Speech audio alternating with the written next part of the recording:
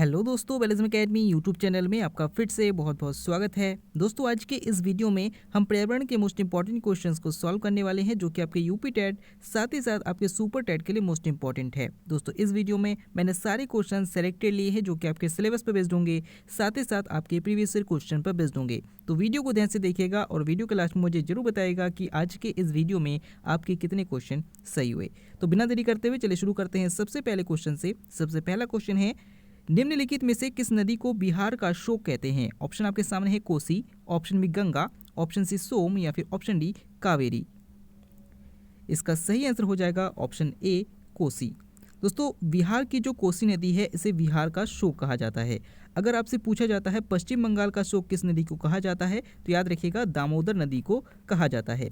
और अगर आपसे पूछा जाता है उड़ीसा का शोक किस नदी को कहा जाता है, तो याद रखिएगा महानदी को कहा जाता है। इंपॉर्टेंट है, याद रखिएगा। अगला क्वेश्चन, वायुमंडल का प्रमुख स्तर जो पृथ्वी तल के सबसे नजदीक है वह कौन सा है? ऑप्शन आपके सामने है समताप मंडल, ऑप्शन बी क्षोभ मंडल, ऑप्शन सी मध्य मंडल या फिर ऑप्शन डी आयन मंडल। इसका सही आंसर हो जाएगा ऑप्शन बी क्षोभ मंडल। दोस्तों, मान लीजिए कि ये हमारी पृथ्वी है और पृथ्वी के ऊपर 5 जो परतें हैं, जिसमें सबसे पहले क्षोभ मंडल, फिर समताप मंडल, फिर मध्य मंडल, फिर आयन मंडल और सबसे ऊपर है वायुमंडल। तो याद रखिएगा पृथ्वी के सबसे नज़दीक जो मंडल है वो कौन सा है, तो वो क्षोभ मंडल है। अगले क्वेश्चन की ओर बढ़ते हैं। अगला नेक्स्ट क्वेश्चन है, शैवालों का अध्ययन क्या कहलाता है? ऑप्शन आपके सामने है phycology, option B agronomy, option C mycology या फिर ऑप्शन डी हिस्टोलॉजी।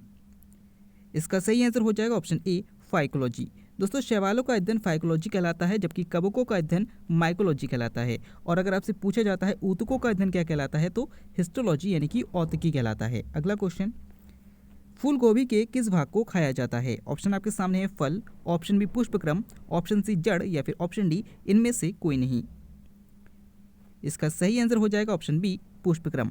दोस्तों, फूल गोभी का जो पुष्पक्रम है उस भाग को खाया जाता है। तो याद रखिएगा ये क्वेश्चन पूछा जाता है। अगर आपसे पूछा जाता है आलू के किस भाग को खाया जाता है, तो याद रखिएगा आलू के तने को खाया जाता है, यानी कि आलू खुद ही एक तना है। तो आपसे पूछा जाता है आलू इनमें से क्या है, तो तना है। अगला क्वेश्चन, हमारे देश में वन महोत्सव कब मनाया जाता है? ऑप्शन आपके सामने है 15 जुलाई, ऑप्शन बी 20 जुलाई, ऑप्शन सी 1 जुलाई या फिर ऑप्शन डी 1 अक्टूबर। इसका सही आंसर हो जाएगा ऑप्शन सी 1 जुलाई। दोस्तों, हमारे देश में वन महोत्सव जो है वो 1 जुलाई से 7 जुलाई तक मनाया जाता है। आपसे क्वेश्चन ऐसे भी पूछा जा सकता है कि वन महोत्सव को शुरू करने का श्रेय किसको जाता है, तो याद रखिएगा KM मुंशी को जाता है। और अगर आपसे पूछा जाता है विश्व वन दिवस कब मनाया जाता है, तो 21 मार्च को मनाया जाता है। अगले क्वेश्चन को बढ़ते हैं। अगला क्वेश्चन है, निम्न में से कौन सी ग्रीन हाउस गैस नहीं है? ऑप्शन आपके सामने है methane, option B nitro oxide, option C sulphur dioxide या फिर ऑप्शन डी कार्बन मोनोऑक्साइड। इसका सही आंसर हो जाएगा ऑप्शन डी कार्बन मोनोऑक्साइड। दोस्तों, इसमें जो मीथेन है, नाइट्रो ऑक्साइड है यानी कि नाइट्रस ऑक्साइड है और सल्फर डाइऑक्साइड है, ये तीनों ग्रीन हाउस गैस है, लेकिन जो कार्बन मोनोऑक्साइड है ये ग्रीन हाउस गैस नहीं है। अगर आपसे पूछा जाता है दम घोटू गैस किसे कहा जाता है, तो कार्बन मोनोऑक्साइड को कहा जाता है। और अगर आपसे ये भी पूछा जाता है कि जो वाहन है, वाहनों से कौन सा धुआं निकलता है, तो उसमें कौन सी गैस होती है, तो याद रखिएगा उसमें भी कार्बन मोनोऑक्साइड गैस होती है। अगला क्वेश्चन है, राष्ट्रीय पर्यावरण अभियांत्रिकी संस्थान कहाँ पर स्थित है? ऑप्शन आपके सामने है कटक में, ऑप्शन बी जमशेदपुर में, ऑप्शन सी नागपुर में या फिर ऑप्शन डी रांची में। इसका सही आंसर हो जाएगा ऑप्शन सी नागपुर में। दोस्तों, राष्ट्रीय पर्यावरण अभियांत्रिकी संस्थान अगर आपसे पूछा जाता है कहाँ पर है, तो याद रखिएगा ये नागपुर में है। और ये नागपुर कहाँ पर है? महाराष्ट्र में है। तो इंपॉर्टेंट है, याद रखिएगा। अगला क्वेश्चन, विश्व वन्य जीव कोष यानी कि WWF जो है उसका प्रतीक इनमें से कौन सा है? ऑप्शन आपके सामने है पांडा, ऑप्शन बी हिरण, ऑप्शन सी गाय या फिर ऑप्शन डी जंगली भैंस। इसका सही आंसर हो जाएगा ऑप्शन ए पांडा। दोस्तों, जो WWF है यानी कि वर्ल्ड वाइल्ड लाइफ फंड है, इसका जो प्रतीक चिन्ह है इसमें पांडा को लिया गया है। और आपसे क्वेश्चन ऐसे भी पूछा जा सकता है कि जो ऐसा कौन सा पशु है या फिर ऐसा कौन सा जानवर है जो बांस खाता है, तो याद रखिएगा पांडा एकमात्र ऐसा पशु है जो बांस खाता है। इंपॉर्टेंट क्वेश्चन है, याद रखिएगा। अगला क्वेश्चन, किस कारण स्टोन कैंसर होता है? ऑप्शन आपके सामने है अम्ल वर्षा, ऑप्शन बी विश्वव्यापी तापन, ऑप्शन सी रेडियोधर्मिता या फिर ऑप्शन डी कार्बन डाइऑक्साइड। इसका सही आंसर हो जाएगा ऑप्शन ए अम्लीय वर्षा। दोस्तों, जो अम्लीय वर्षा होती है उसके कारण ही स्टोन कैंसर हो जाता है। अब आपसे क्वेश्चन ऐसे भी पूछा जा सकता है कि कितने पीएच मान से कम पीएच मान की वर्षा होने पर उसे हम अम्लीय वर्षा कहेंगे। तो याद रखिएगा, अगर 5.6 पीएच मान से कम पीएच मान की वर्षा होती है तो उसे हम अम्लीय वर्षा कहते हैं। आपसे क्वेश्चन ऐसे भी पूछा जा सकता है कि किस देश में सबसे अधिक अम्लीय वर्षा होती है। तो याद रखिएगा, नॉर्वे में सबसे अधिक अम्लीय वर्षा होती है। एक करंट का क्वेश्चन आपको ये भी ध्यान रखना है कि मानव विकास सूचकांक में जो नॉर्वे है वो नंबर 1 पर है। अगला क्वेश्चन, निम्न में से कौन सी धातु इटाई इटाई रोग पैदा करती है। ऑप्शन आपके सामने है cadmium, option B sodium, option C potassium या फिर ऑप्शन डी जिंक। इसका सही आंसर हो जाएगा ऑप्शन ए कैडमियम। दोस्तों कैडमियम की वजह से इटाई इटाई या फिर इसे आउच आउच रोग भी कहते हैं हो जाता है।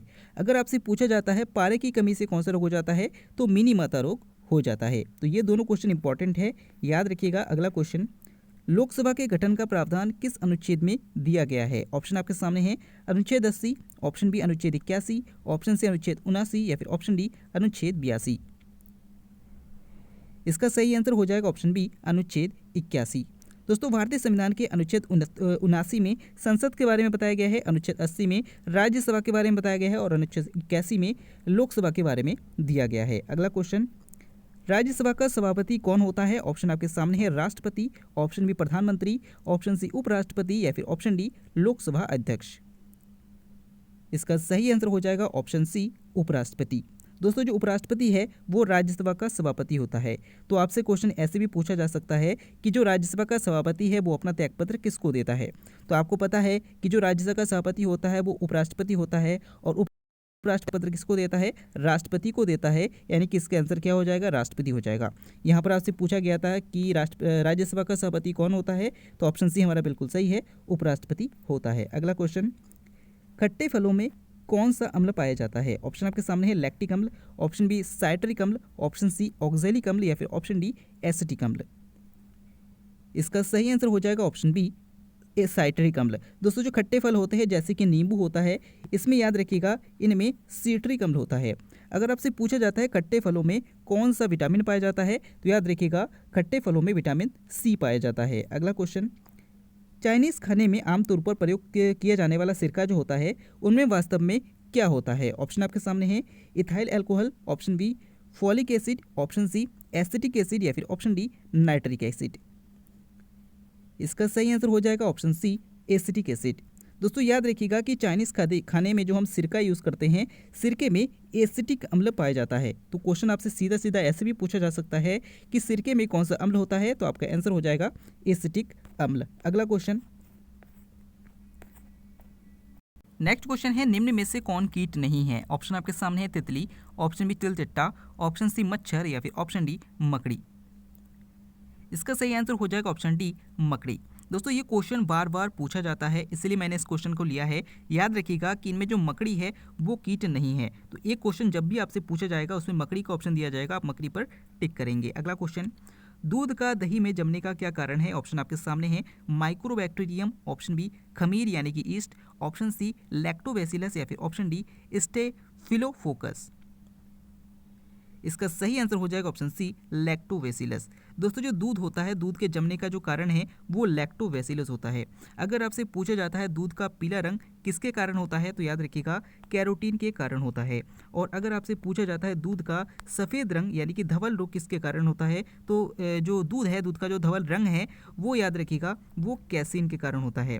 तो दोनों इंपॉर्टेंट क्वेश्चन है, याद रखिएगा। अगला क्वेश्चन है, उत्तरी गोलार्ध में वर्ष का सबसे लंबा दिन कब होता है। ऑप्शन आपके सामने 21 जून, ऑप्शन बी 1 जनवरी, ऑप्शन सी 25 दिसंबर या फिर ऑप्शन डी 29 नवंबर। इसका सही आंसर हो जाएगा ऑप्शन ए 21 जून। दोस्तों याद रखिएगा अगर आपसे पूछा जाता है उत्तरी गोलार्ध में सबसे बड़ा दिन कब होता है तो 21 जून को होता है। और अगर आपसे पूछा जाता है दक्षिणी गोलार्ध में सबसे लंबा दिन कब होता है तो 22 दिसंबर को होता है। याद रखिएगा दोनों क्वेश्चन इंपॉर्टेंट है। अगला क्वेश्चन है, सूर्य के सबसे बाहरी परत को क्या कहते हैं। ऑप्शन आपके सामने है chromosphere, option B lithosphere, option C प्रकाश मंडल या फिर ऑप्शन डी कोरोना। इसका सही आंसर हो जाएगा ऑप्शन डी कोरोना।